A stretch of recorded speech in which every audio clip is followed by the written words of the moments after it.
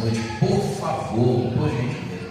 Senhor nosso Deus, eterno Pai, Pai do nosso Senhor e Salvador Jesus Cristo, eu coloco nesta hora a tua serva em tuas mãos. Senhor, como instrumento nas tuas mãos, o Senhor tem usado, coloca a palavra nos lábios dela, para que ela possa liberar uma mensagem que venha da sala do trono para o coração da igreja Ifeupe. Seja com ela, para que seja com todos nós nessa noite. É o que te pedimos e já te agradecemos, em nome do Pai, em nome do Filho e em nome do Espírito Santo de Deus.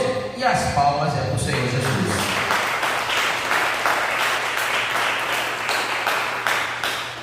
Da igreja com a paz do Senhor, amém? Amém. Vamos abrir nossa Bíblia no segundo livro de Reis, capítulo 20, versículo 1. Ezequias adoece.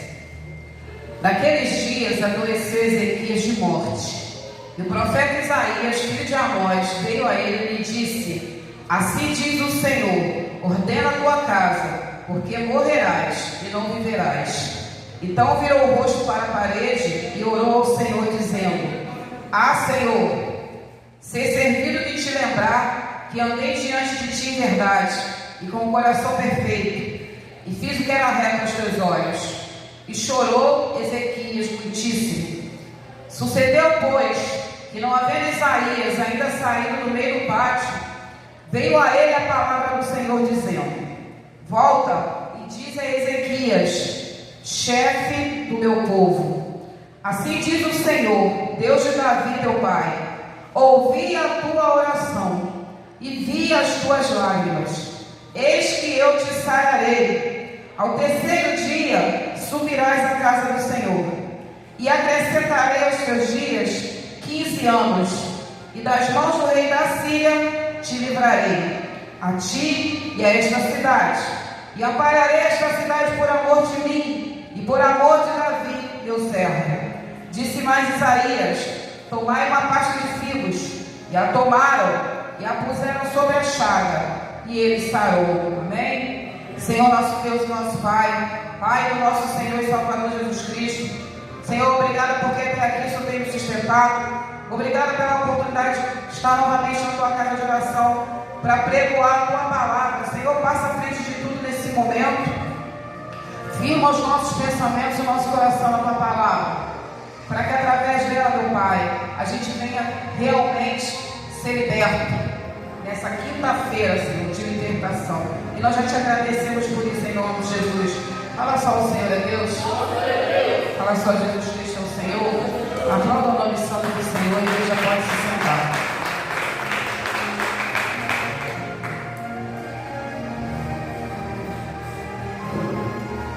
Essa passagem aqui no segundo livro de Reis, nesse capítulo 20, aconteceu na vida de um que foi considerado um dos mais notáveis reis do reino de Judá.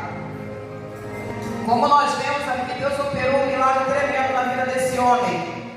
E através de uma oração, Deus não só deu a ele o livramento de morte, como também ainda acrescentou a ele mais 15 anos de vida por causa de uma oração. Mas será que foi realmente só por causa de uma oração? Nós sabemos que a oração do justo pode muito em seus efeitos, irmãos.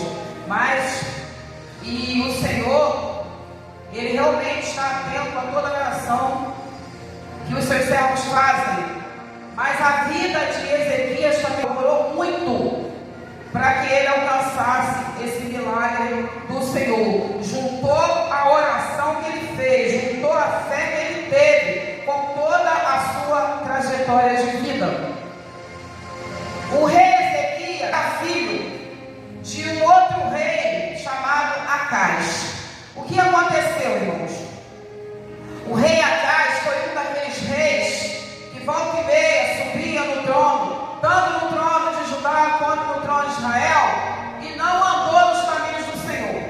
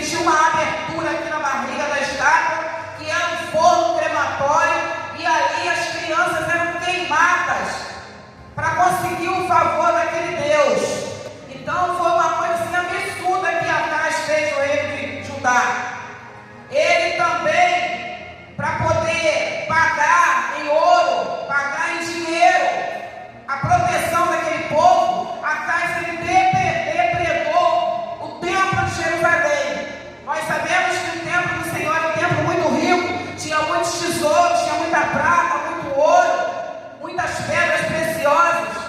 Ele chega dentro do templo do Senhor, ele arranca tudo, dá para esse povo, e como ele já estava aí venerando outros deuses, ele manda fechar o templo do Senhor. Ele acaba com a adoração a Deus no meio do reino de Judá e passa a venerar esses deuses. A Bíblia fala que em cada canto da cidade tinha um ídolo levantado por Acais. Então ele desviou, a verdade é essa, desviou de verdade. Porque tem aquele que fica afastado, já tem um certo temor, e tem aquele que se desvia, vira as costas para Deus e não quer mais saber de Deus para nada. E assim foi Acais. Mas o que acontecia nesse tempo, irmãos? Ezequias, ele estava esse tempo todo do lado do pai dele.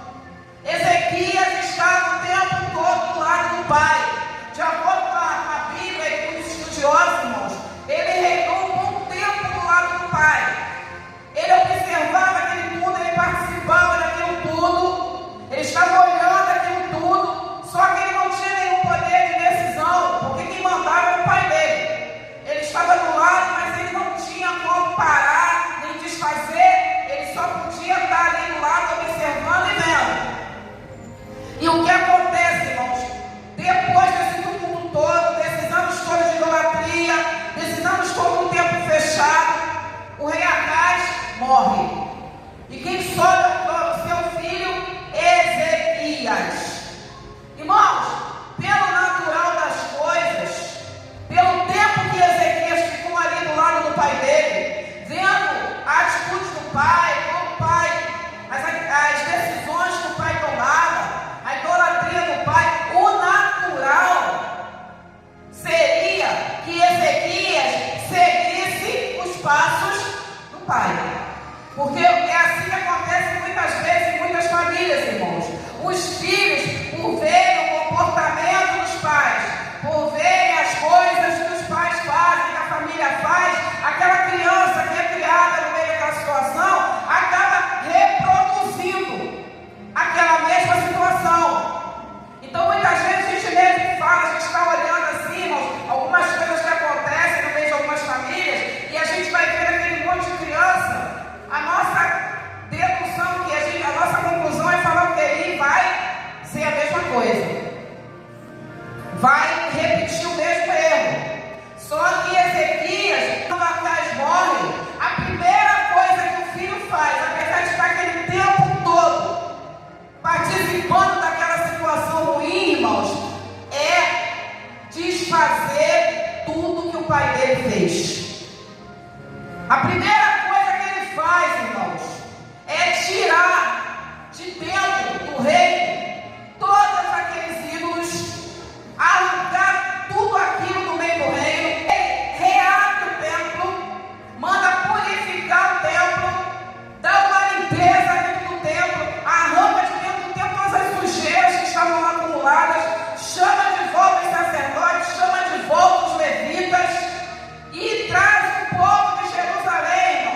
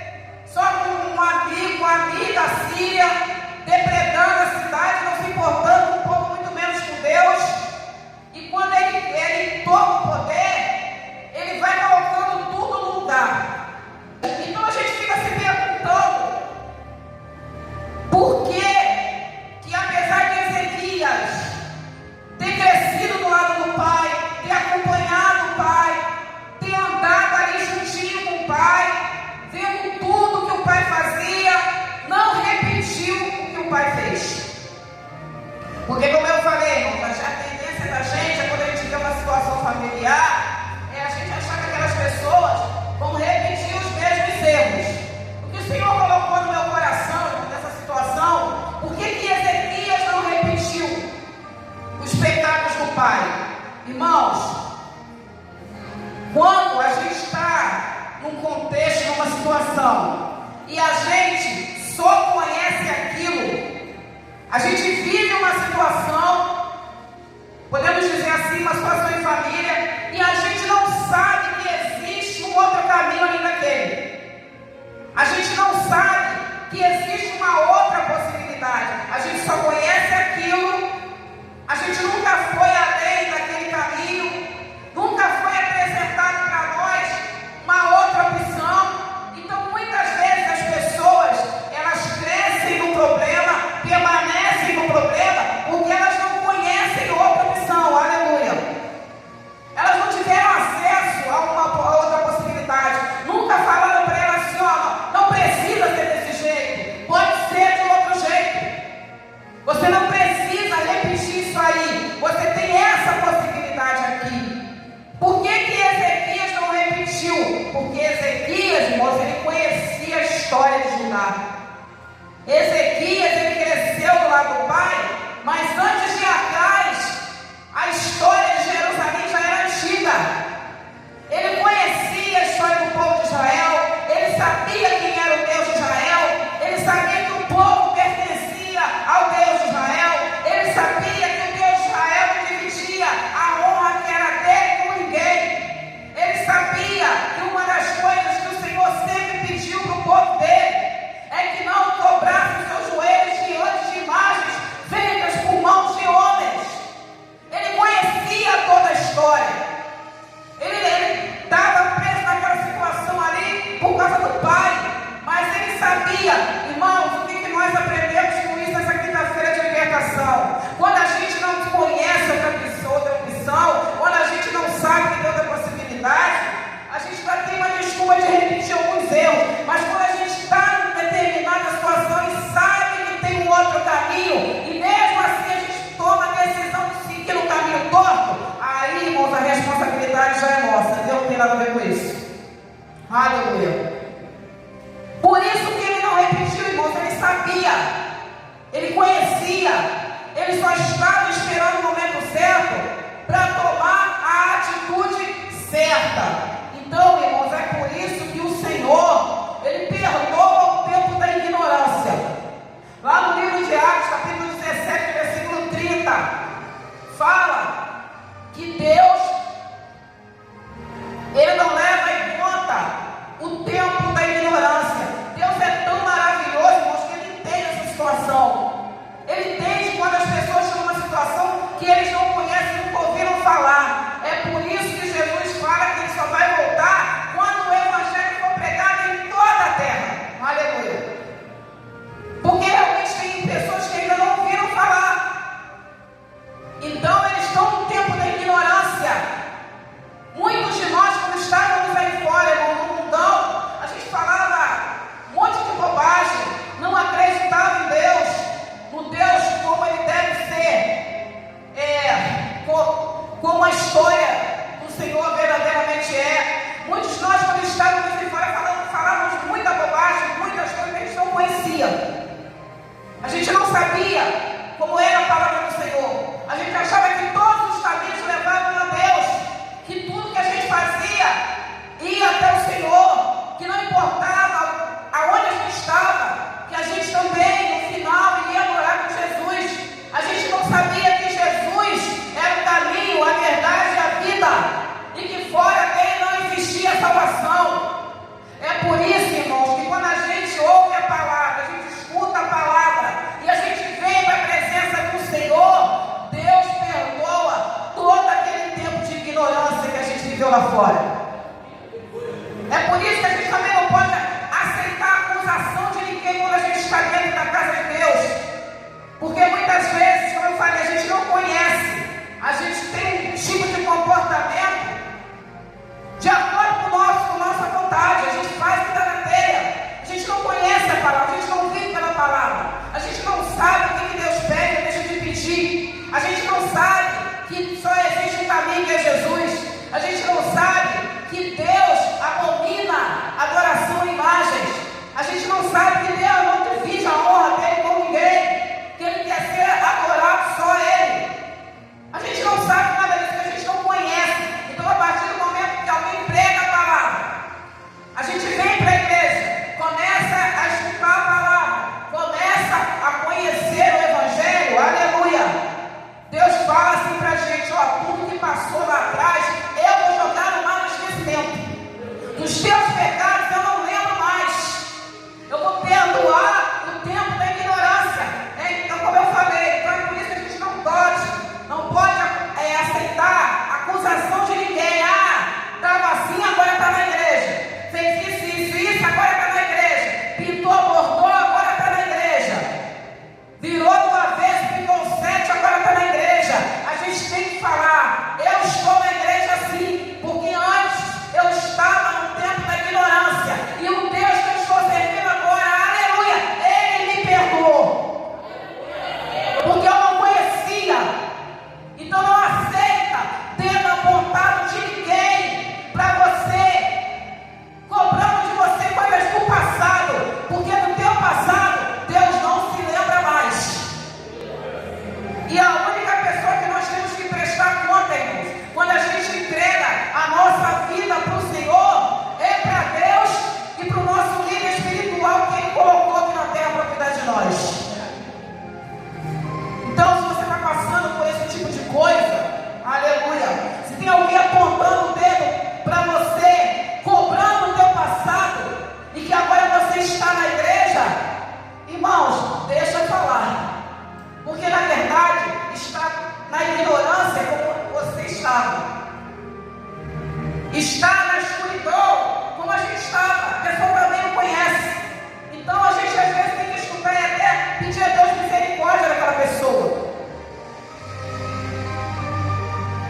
O que o Senhor quer deixar para nós nessa quinta-feira de libertação? Que dos nossos pecados Ele não lembra mais. E se a gente hoje resolver fazer uma aliança com Ele, Ele passa a cuidar de nós de agora em diante. A gente vai andar debaixo da mão dele de agora em diante. Outrora nós andávamos desgarrados, sem ter em quem confiar, sem ter alguém que lutasse por nós. Mas a partir do momento que a gente resolve andar com o Senhor, nós temos um guarda fiel que cuida de nós. A gente passa a habitar debaixo das asas do Senhor. É um Deus que a gente não vê, é um Deus que a gente não pega, aleluia. É um Deus que a gente não toca, é um Deus que a gente não ouve, mas, aleluia, é um Deus vivo. É um Deus que existe, é um Deus que a gente pode confiar, é um Deus que nos sustenta, é um Deus que está conosco 24 horas, é um Deus que nos guarda, nos livra de todo mal e continua falando para nós: eu perdoo o tempo da tua ignorância, não importa o que você fez lá atrás, acabou, você não conhecia. É um Deus de misericórdia, irmãos. Misericórdia que a gente não conhece aí no mundo, porque o Deus do mundo, Ele só vem para roubar, matar e destruir. Mas o Deus da igreja, aleluia, é um Deus de misericórdia. E a misericórdia do Senhor, irmãos, é a causa de nós não sermos consumidos. Por isso Ezequias, voltando, irmãos, para a palavra, não repetiu os erros do pai, porque ele conhecia. Então, se ele tomasse a decisão de repetir aqueles erros, ele ia, irmãos, estar tomando decisão por conta própria e errando também porque ele queria. Porque uma coisa é a gente não conhecer. Mas da mesma maneira que o Senhor fala: eu não levo em conta o tempo da ignorância, e fala do que nos nossos pecados Ele não lembra mais. Lá na segunda carta de Pedro, porque, irmãos, a gente tem um Deus, Ele é um Deus sério. É um Deus que Ele acolhe, mas Ele também é um Deus que cobra. Por que Ele cobra, irmão? Porque Ele sustenta os dele. Ele nos cobra porque Ele nos sustenta. Então Ele é um Deus que Ele honra a palavra dEle, mas Ele também nos cobra. Lá na segunda carta de Pedro, fala assim: que seria melhor que a gente não tivesse conhecido os caminhos da justiça do que agora pisar nos mandamentos do Senhor. Da mesma maneira que o Senhor fala, dos teus pecados eu não lembro mais, joguei no mar do esquecimento. Lá no livro de Naum ele fala assim, ó, o culpado eu não tenho por inocente. Ou seja, irmão, a gente tem que tomar a decisão de andar na presença do Senhor e tomar mesmo. A gente tem que abraçar a fé e abraçar mesmo. A gente tem que a cada dia pedir ao Senhor que nos sustente na nossa trajetória e na nossa caminhada diante dEle. Porque a gente agora conhece. A partir do momento que a gente senta na igreja, começa a ouvir a palavra, começa a participar dos cultos, começa a tomar conhecimento de quem é o Deus da Bíblia, o nosso Criador, quem é Jesus Cristo. Irmãos, Deus ele não nos tem mais por inocente. E por isso Pedro fala, melhor seria que não tivesse conhecido os caminhos da justiça, do que agora você pisar nos mandamentos do Senhor. É por isso, irmãos, que a gente tem que lutar, como foi pregado aqui ontem. Quem poderá nos separar do amor do Senhor, como o pastor falou? Coma pão com banana, mas não saia da presença do Senhor. Passe o que passar, não saia da presença do Senhor. Ah, pastor, eu tenho direito de desviar? Tem. Eu tenho direito, se eu não quiser mais chegar na igreja de ir embora? Tem, irmãos. Se eu não quiser mais servir Jesus, eu quero parar. Eu tenho direito? Tenho. Tudo te é lícito. Vou falar a palavra. Tudo nos é lícito. Apesar de algumas coisas não ser convenientes. A gente pode fazer tudo. A gente pode fazer o que a gente quiser. Mas, irmãos, a partir do momento que a gente andou com Jesus, conheceu a palavra, viveu o Evangelho, e a gente decide olhar para trás, amém, a gente tem direito de olhar para trás, só que Deus não tem mais a gente por inocente. Então é por isso que o Senhor fala, antes não tivesse conhecido, do que agora você conhecer e pisar em cima dos meus mandamentos. Acais conhecia e pisou em cima dos mandamentos, ele tomou a decisão dele. Ezequias conhecia e falou, não, eu agora não estou mais debaixo da mão do meu pai, eu vou andar no caminho reto, eu vou andar no caminho que eu tenho que seguir. Então, irmãos, eu não sei até que ponto você conhece o Evangelho, mas se você já conhece o suficiente para saber o que é certo e o que é errado, lute para continuar fazendo certo, lute para continuar andando no caminho que Deus te colocou. Mas se você resolver desistir, amém, irmãos, Deus não obriga ninguém a nada, porque a palavra fala que não é por força e nem por violência. Mas tenha no seu coração a certeza, Deus não te tem mais por inocente. Isso é uma ameaça? Não, irmãos, isso não é uma ameaça. Isso é algo que Deus deixou para que a gente tivesse a certeza de que vale a pena continuar na presença dele, por mais luta que a gente tenha. E se a gente se arrepender também, irmãos, nesse meio tempo, se a gente quiser olhar para trás, se a gente quiser se arrepender, Deus recebe a gente de volta, irmãos. Sempre tem lugar para quem se arrepende, assim como o filho pródigo se arrependeu e voltou. Sempre tem lugar. Deus é um Deus de misericórdia. Enquanto a igreja estiver na terra, a porta da igreja estiver aberta, sempre vai ter lugar para quem se arrepende e volta. O problema, irmãos, é a gente morrer antes do arrependimento. O problema é a gente cair numa cilada e partir fora da presença do Senhor. Porque nós temos que ter consciência. Se a gente escuta a palavra, vive pela palavra, irmãos, a gente tem que saber que a gente tem que escolher para que povo a gente vai fazer parte. Se a gente vai ficar lá fora contando uma sorte, para um belo dia a gente resolver voltar, ou se mesmo com as nossas lutas a gente vai permanecer na presença do Senhor. Porque a morte é traiçoeira, irmãos. Ela não manda recado, ela vem e leva. Então, irmãos, é melhor morrer na presença de Deus, lutando com as nossas fraquezas, para que o Senhor tenha misericórdia da nossa alma, do que morrer lá fora renegando a Deus. E esse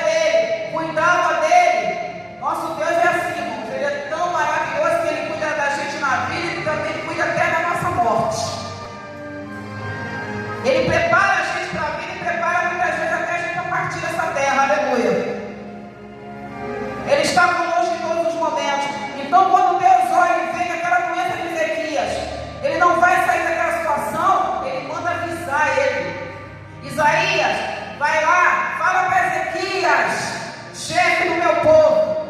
Fala para Ezequias, aquele que teve a oportunidade de repetir os erros do pai, não repetiu. Aquele que teve a oportunidade de usar como desculpa que a família era assim, meu pai era assim, fulano era assim, então eu sou assim também por causa dos parentes, e não fez isso. Avisa para ele botar em ordem a casa dele, porque ele vai morrer dessa doença. Ele manda avisar. E Ezequias, quando escuta aquilo, fala: não quero morrer não.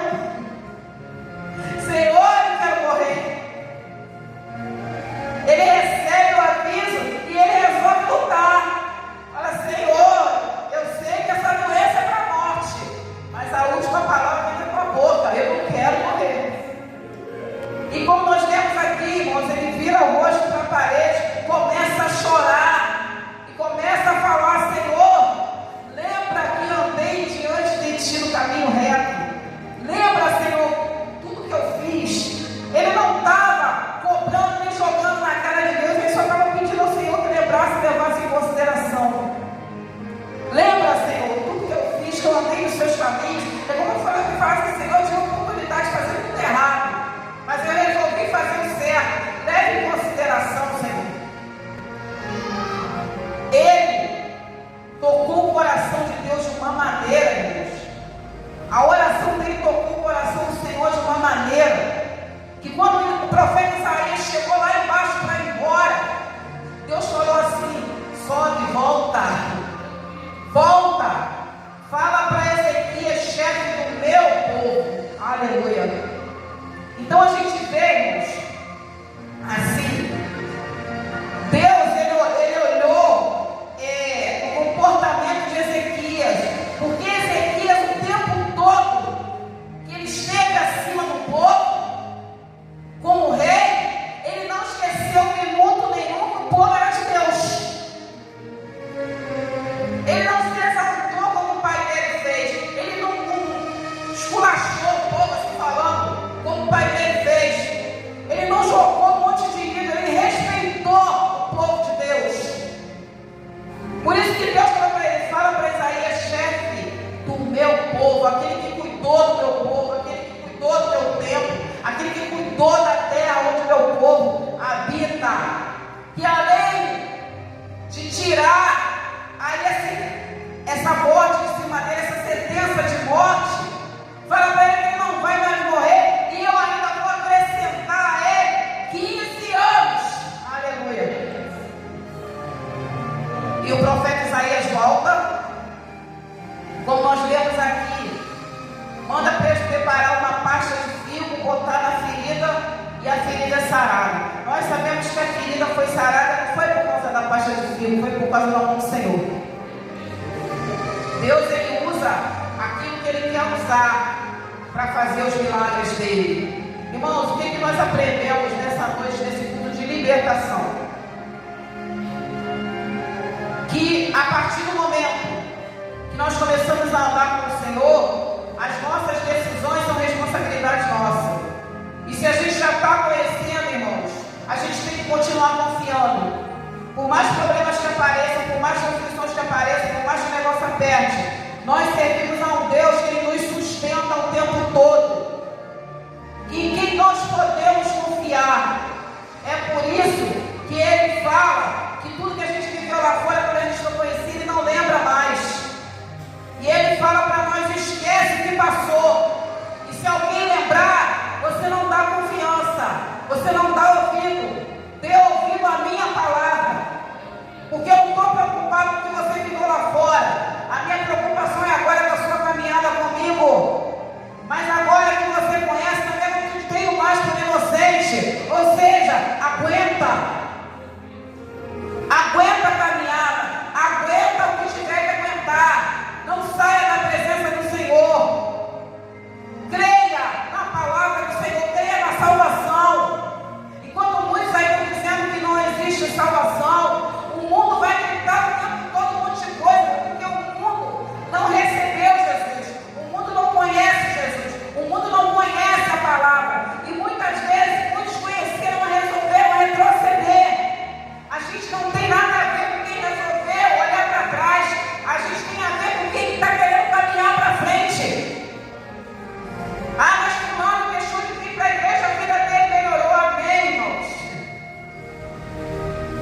A nossa vitória não é aqui não, irmão. A nossa vitória está lá em cima.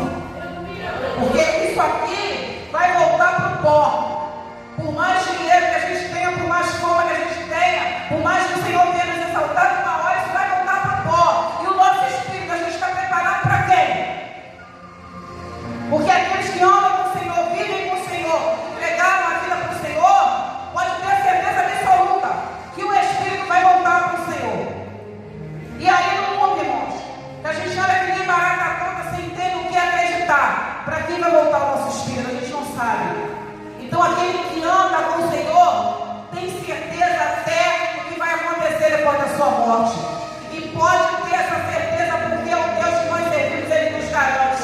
Ele nos garante aqui na terra, nos garante depois. E dependendo, irmãos, de como a nossa situação, a nossa oração chegar até a Ele, a gente muda uma sentença, aleluia. Como Ezequias conseguiu mudar. Vai acontecer com todo mundo? Não, irmãos. É todo mundo que vai fazer uma oração e o Senhor vai livrar da morte? Não. Porque Deus faz como Ele quer. Aleluia. Mas nós temos a certeza que o mesmo Deus que faz descer a sepultura também arranca da sepultura. Então nós podemos confiar no Senhor em todas as situações da nossa vida. Ainda que Ele virasse para Ezequias e falasse: não, Ezequias, você vai morrer, eu vou te levar. Ezequias poderia até chorar, se lamentar, mas uma coisa ele ia ter certeza: ele ia tirar dos braços do Pai. Então nós temos um Deus que cuida da gente em vida e também cuida da gente na morte. É por isso que vale a pena andar na presença dele. Ezequias resolveu cuidar das coisas de Deus, irmãos. Então nós aqui podemos fazer a mesma coisa, tomar a mesma decisão. Porque a Bíblia fala, marcado aos Romanos 11, versículo 36, por Ele, para Ele e dele são todas as coisas. Então, tudo que a gente tiver que fazer, irmãos, vamos dar graças ao Senhor. Primeiro o Senhor, primeiro a nossa caminhada com o Senhor, primeiro a nossa vida com Deus, primeiro a nossa aliança com o Senhor. Porque lá no Evangelho de Mateus fala assim: buscai primeiro o reino de Deus e a sua justiça, e todas essas coisas vos serão acrescentadas. Então todo aquele que coloca o reino do Senhor e a sua justiça em primeiro lugar, do restante Deus cuida. Todas as vezes que a gente dá toda a nossa vida para Deus, nosso tempo para Deus, cuida das coisas de Deus, honra as coisas de Deus, honra o Evangelho do Senhor. Não se preocupa com a boca do fofoqueiro, com um dedo, com o apontador. Só confia em Deus. Deus, Ele cuida de nós, cuida das nossas coisas, cuida da nossa casa. Então essa palavra que eu quero deixar para a igreja nessa noite: cuide da sua caminhada com o Senhor. Coloque a palavra no seu coração. Entrega o teu caminho ao Senhor, confia nele, porque do mais Ele cuida. De tudo que você tiver que buscar, com todas as suas forças, busque comunhão com Deus. Busque fortalecimento no Senhor.